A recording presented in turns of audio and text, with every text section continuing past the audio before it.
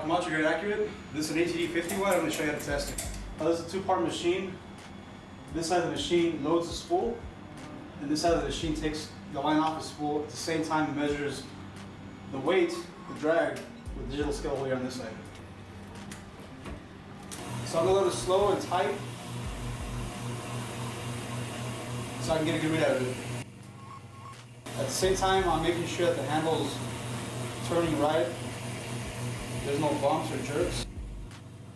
No weird noises. You can hear the dogs going in the background, and they sound right as well. So every single ATD that comes out of here, service or brand new, gets the same exact test. The next seat now I use motor 2 here on this side, and this is going to get the line off the spool at the same time hooked up to a digital scale, and it's going to give me a read on how much drag it gets. And each letter you increase gives you more drag.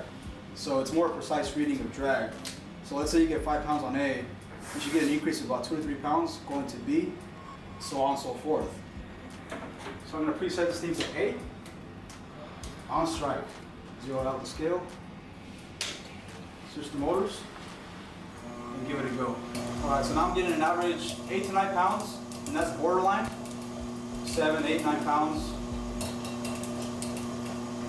And that's pretty much what I'm looking for. It is on the high end, so it's consistent. It's not going from 7 to 15 pounds, or going from 9 pounds to 2 pounds. It's pretty much staying in the same place, and that's what I'm looking for. I turn this thing off, and because I can't feel what's going on here, I'm going to grab a line with my hand and give it a couple of turns to make sure it's not jerky.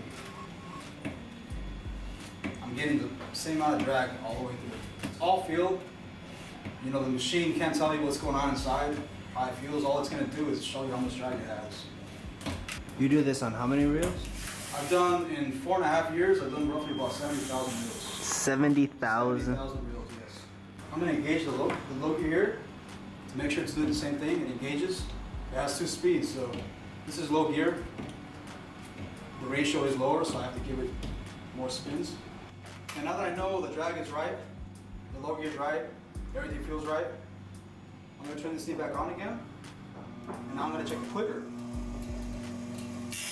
Make sure it's run at low speed, mid speed, and high speed as well. Engaged, disengaged.